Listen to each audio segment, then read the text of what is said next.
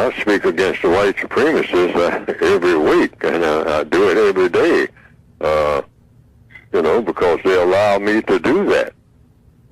They're not paying any attention to me. They pay attention to the effect I might have, and the effect that all of the black people throughout the world who are speaking against. There are millions of black people who speak against racism, speak against injustice. But the white supremacists, they pay attention to the effect that a person has. They don't care what you say. They don't care what I say. What they do is say, is it hurting our business? Okay. See, it's like any gangster operation. Gangsters, people blow off steam, people demonstrate, people say anything they want to say. The white supremacists allow that. Speak up. Tell me how you feel. They'll say that. And they mean it. Tell me all about how anguished you are, how mad you are about this situation. Write books about it. Get on the radio, and they'll listen. And they look and see that nothing changes, that nobody does anything any different from what they usually do. So they say, so what? Let him talk. They don't care. So are you suggesting? But if they decide to kill you, they don't really need a reason. They'll just kill you. Protesting because they know that. Yes, because they, if they just decide to kill you and you can be standing there not saying a word. You never said a word against racism. You never said a word against anybody. You say that you're a good person and you just want to get along with everybody and all like that. In the system of white supremacy, you're a prisoner of war. And the white supremacists will just kill you just because you're here. Mm-hmm. All right? Yeah. Look at it that way. Mm-hmm. I mean, if they want to kill you, they just kill you. Why? Because nobody's big enough and bad enough to do anything about it, and the record shows it. You're born into the world where you have all kinds of problems. The race problem, according to what I've written in the code book, is the biggest problem on the planet, and that you can't solve any major problem without solving that problem first. You might as well just give up on all the other problems between people. Now, you can solve certain scientific problems. That's proven all the time by the inventors and the scientists. But when you start talking about social science, no social science has come up with a formula that has actually solved the race problem. Lots of people have come up with concepts. I have a concept. People have come up with theories. People have come up with all kinds of Bible verses and verses from other religious books and whatnot, but nothing that has actually taken root and really solved the race problem. Yes. There's the evidence. We still have it. That's the evidence. Yes. So nobody can claim that they have the solution to the race problem.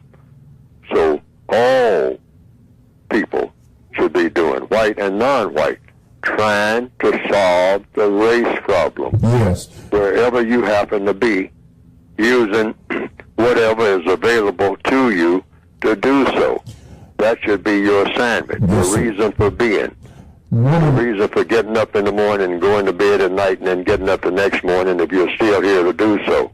Why? Because any problem that you're going to have on this planet, if you're a person of color particularly, is going to be attached to the race problem. Yes. And one of the So that things, should be your priority. You should think about that all the time. There are a lot of things I just simply broad brush. And that is in the code, I just simply say that if a white supremacist has anything to do with it, to the extent that a white supremacist has anything to do with anything, if a white person, and I'm not talking about all white people, but if a white person is a racist, that white person is dedicated to supporting racism. And they have hundreds of ways of doing that. So you should always suspect that anything that a suspected white supremacist is doing, it is to support racism, regardless of how it looks on the surface. mm-hmm. Regardless of what approach they take, how many black people are involved, how many black people are shaking hands and being patted on the back and being approved of, who are participating in it, and all like that. If one white supremacist has anything to do with it, look out. because it means that poison is going to spread. The signs were everywhere when I was around. Colored drinking water, white drinking water, colored theater, colored side of town, colored, you get on the bus, rear seat for colored. That's what it said. Okay, all you colored people, get to the back. You know where you belong. Bus driver will tell you that. All right? You know, you can't sit there, boy. You know you can't sit there. Get up. Get up and get back there where you belong. You know? And so, you know, you hear that, and the white children get on, the white children sitting there on the front of the bus, and they're giggling. I mean, you know, because they think it's funny. So, you just know that you are a person to be despised. I mean, you're a little child, but you are something, I mean, you are nothing. All right? You learn that real early. But now, if you ask me when I started thinking about writing a code to work against it, because I was always thinking about what the average slave would think about, just running away, trying to find paradise somewhere. You know, maybe there's some island somewhere here on Earth where I can go where this type of thing doesn't go on. So a lot of young black people grew up thinking that. Maybe if I can leave here, maybe if I can leave this town and go somewhere, you know, and where the white folks are nice.